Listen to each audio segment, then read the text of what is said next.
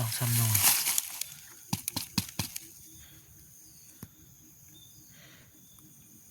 นี่คือรูมคุดมันเป็นสายเลือดพี่น้องถ้าราคาดีขนาดรูมคุดแบน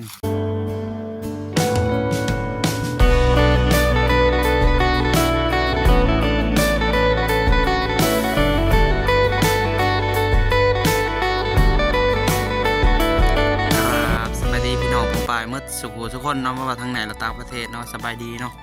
เมื่อนี้สิพาให้ทุกคนมาเบิ่งมังคุดพี่น้องมังคุดสุกพี่น้องต้นมังคุดนี่ให้ทุกคนมาเบิ่งเนาะ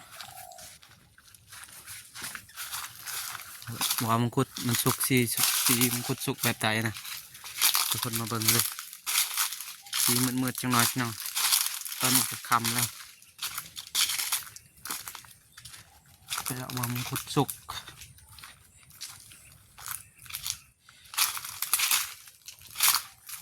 สุกได้นี่ลองดู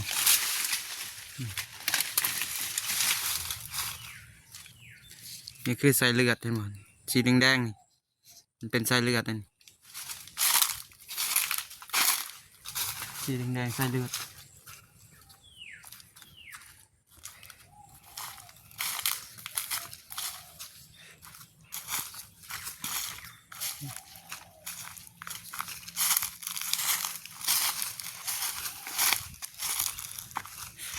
บ่ต้นสูงขนาดต้นทุเรียนเขาปลูกเขาปนกันเลยพี่น้องเรียนกับต้นมังคุดเขาปนกันเลย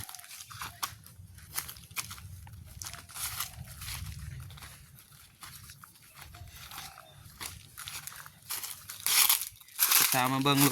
ลูกทุเรียนกับลูกมังคุดเนาะอะไรยังไม่เคยเห็นแบบจูงน้ำส่วนนะมาเบิ้งกันเลยนี่คือรูมคุดมันเป็นสายเลือดพี่น้องถ้าราคาดีขนาดรูมคุดแบน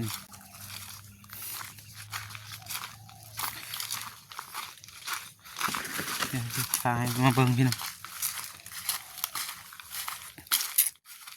บางคนบ่เคยเห็นเนาะบ่เคยเห็นงานสวนแล้วบ่เคยเห็นว่าเป็นแบบใดลูกทุเรียนลูกมังคุดพี่น้องให้ทุกคนมาชมมาเบิ่งกันเลยลูกมังคุดกับลูกทุเรียนแต่เขาปลูกเขาปนกันเลยพี่น้องนี่ปอ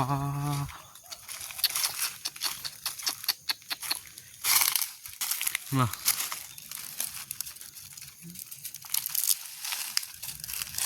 นี่มันหล่นนะมันหล่นทิ่มนี่เรื่องนี่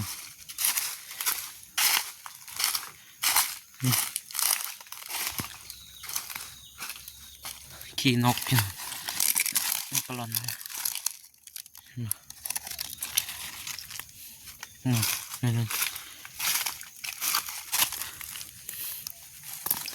2-3 หน่วย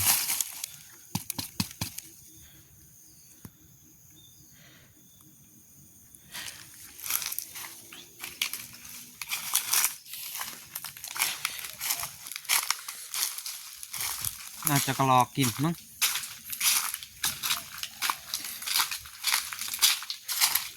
เพราะว่ากระหอกลาย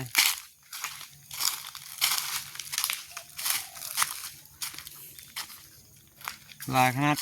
กระหอก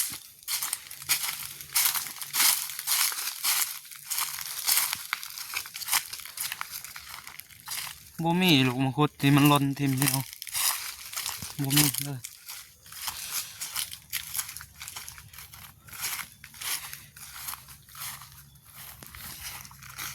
เดี๋ยวถ้ามีให้ทุกคนเบิ่งเดี๋ยวจะให้เบิ่งลูกมังคุดที่มันเป็นลูกดำๆพี่น้องลูกที่ดำๆก็คือมันกินได้เลยลูกดำๆอันนี้ลูกนี้กินบ่ได้หรอกเพราะว่ามันยังบ่ทันสุกกำลังเป็นสายเลือดเป็นภรรยาเขาเนาะหาหน่อไม้พี่น้องอยู่กันส่วนหาหน่อไม้นี่แหละอยู่งานสวนพี่น้องอยู่งานสวนต้องหาหน่อไม้หากินเองพี่น้องสบายต้องจำเป็นซื้อเนาะต้องประหยัดอยู่ประเทศเขาเพื่อจะได้เงินเก็บพี่น้อง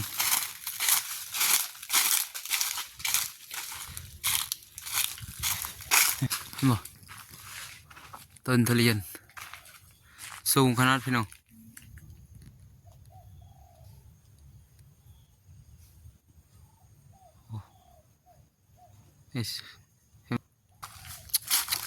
สูงขนาด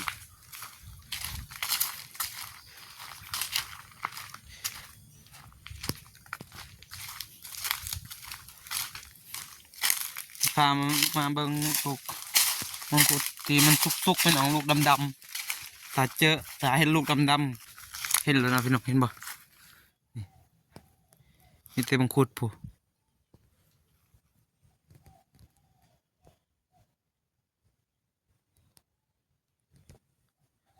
มังคุด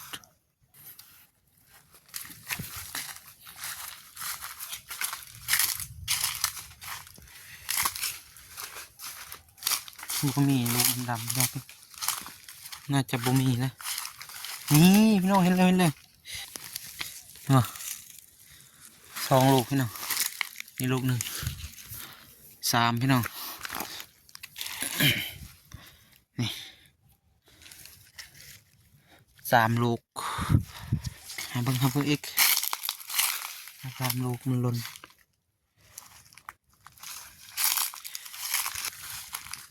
ได้สามลูกพอกินเลยใช่ไหมครับมันหล่นเลยแบบเก็บมันมาบ่เห็นนะเลยมันหล่นทิ่มมันตกจากต้นเห็นได้ทุกคนเคยกินบ่ลูกมังคุดได้เคยกินคอมเมนต์มาพี่น้องแต่ยังบ่เคยกินเดี๋ยวสิฝากมาให้มันไกลพี่น้องมันไกลฝากถ้าอยากกินก็คือมันไกลสิพากอยู่แต่มันไกลพี่น้อง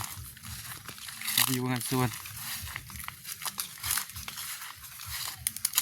นี่พี่น้องลูกหนึ่งนี่เห็นบ่โอ้โหได้สามลูกเลยสามลูกเดี๋ยวจะกินให้เบิ่งเนาะลูกนี้ชิมเลย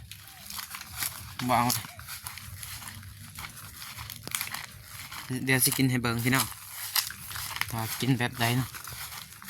มันหวานหรือมันเปรี้ยวพี่น้องโอเคเนาะพอได้ครับส้มคลิปนี้แล้วอย่าลืมกดไลค์กดแชร์เนาะเดี๋ยวฝากติดตามช่อง YouTube ด้วยพี่น้องเบาดอนสตูดิโอเนาะ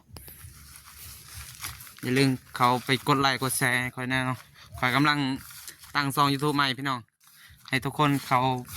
กดติดตามให้แน่แล้วกดไลค์กดแชร์เนาะตามนั้นพี่น้องเพื่อจะพาคลิปต่อไปเนาะและเพื่อให้คอยมีกำลังใจให้คลิปต่อไปเนาะพี่น้องโอเคสวัสดี